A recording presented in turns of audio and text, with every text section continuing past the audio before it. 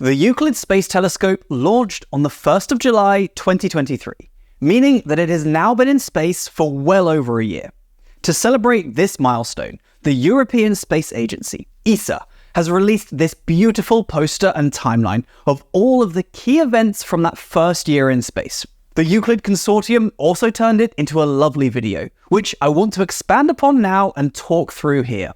Euclid's goal is to map and measure properties of around 2 billion galaxies, and the first year of its 6-year nominal mission is of course very important. The telescope can detect near-infrared light in its NISP detector, and visible light in its VIS detector. Here, I'll quickly talk through the key events that made it onto the poster, which are laid out in a lovely spiral galaxy pattern around the telescope itself. Some of these things I have full videos about too if you want more details, so I will link those in the description of this video and in this top corner when they're relevant. So let's get straight into it.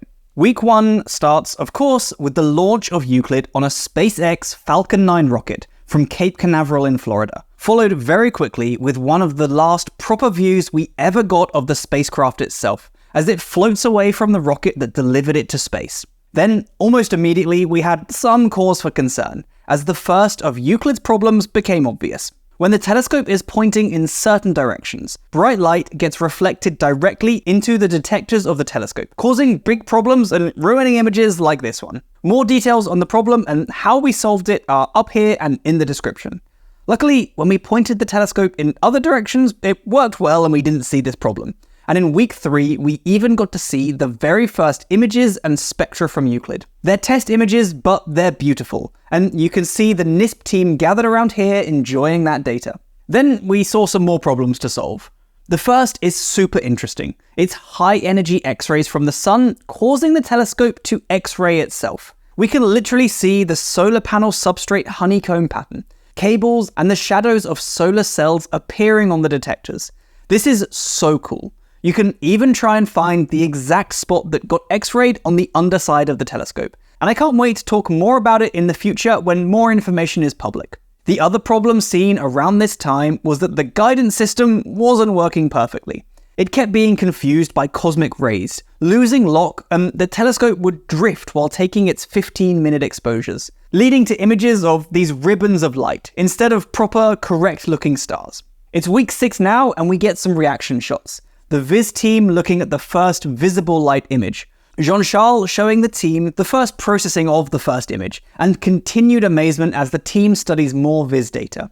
This plot here is to demonstrate a breakthrough, where we realize that rotating the telescope 3 degrees for some observation increases the area we can observe in the 6 planned years of Euclid survey. ESA has a wall of missions, and at this point we got to ceremonially flip the Euclid disk over, from the planned side to the in-operation gold side. A very exciting moment. This next plot then shows the first fixes for the guiding issues having a good effect. It tells us that the telescope can track stars quite stably. However, the point spread function still needs some work.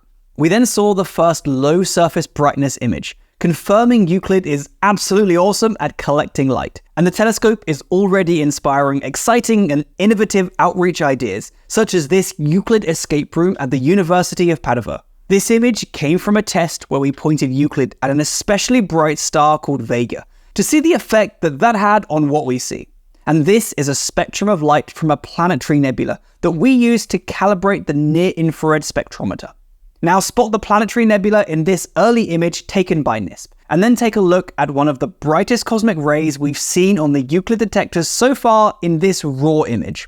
By November 2023, week 19 since launch, we were able to publicly release the first 5 beautifully processed images from Euclid's early release observations. These are spectacular, and I really recommend having a look at the full-sized images to really appreciate how beautiful they are.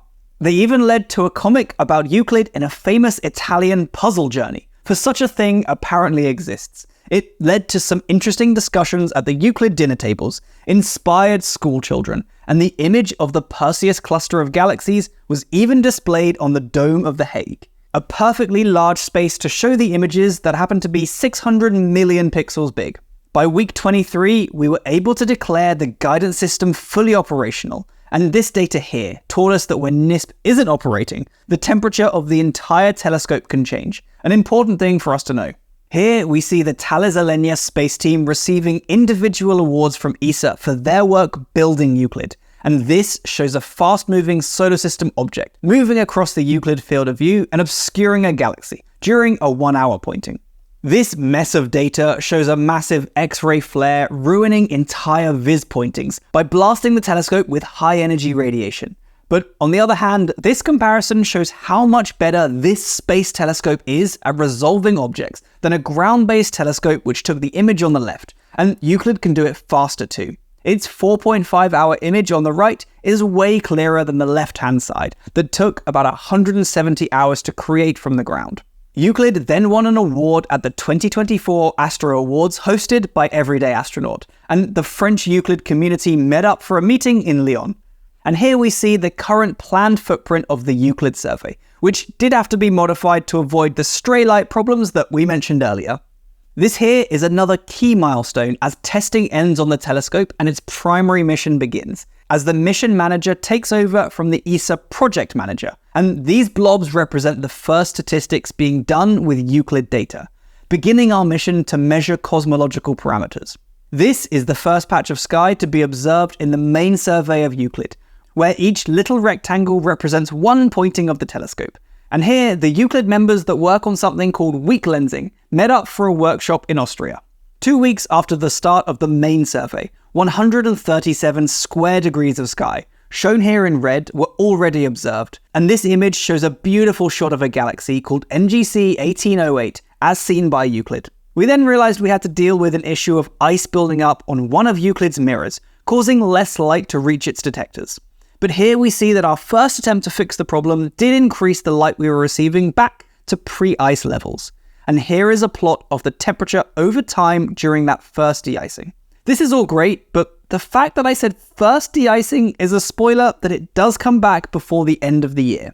After 6 weeks of observing the southern sky, this is the progress made on the survey as the telescope switches to observing the northern sky for a bit. And this is about 2% of the final survey done. The Euclid mission team was then honoured with the Space Foundation Award, and here is a beautiful merging pair of galaxies found in Euclid's survey.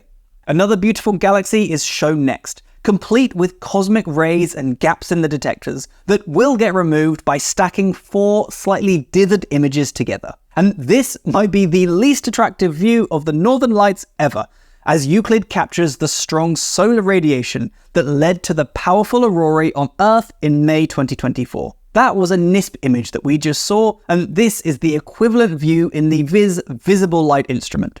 May 2024 also brought the next batch of 5 beautiful, fully processed images to the public eye. Again, check them out in full resolution if you can. View them on as big a screen as you can for the full experience, although you might not be able to do it on the roof of The Hague like some got to do earlier in the year. Along with these images, we also got the first 15 science papers to come from Euclid since launch. Now this is a cool one. This is what we see if we accidentally, or otherwise, leave both of the filter wheels in NISP in the open position.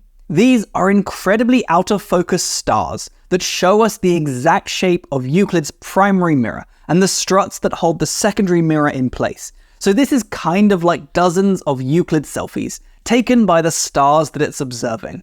This is a slightly more in-focus galaxy seen by VIS, complete with stars and cosmic ray artifacts and noise. And this colourful beast shows us that the ice is back inside Euclid, but it's not evenly distributed across the mirror it's affecting. There's some sort of icy gradient. It's blocking more light in one corner than the other. Luckily, a second de-icing attempt was very successful, and so far more long-lasting, shown here by the increasing levels of light being detected by Euclid again. In June 2024, about 550 Euclid scientists met in Rome for the annual consortium meeting to work and report on Euclid science.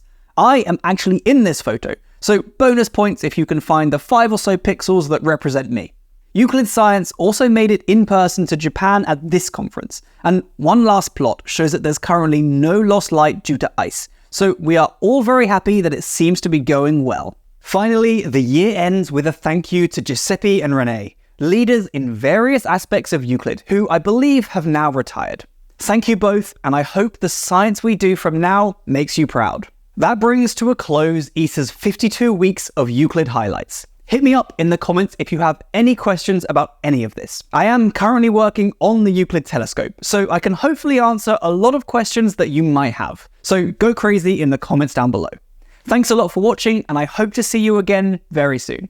Until next time, stay safe, team. I'll see you soon. Bye!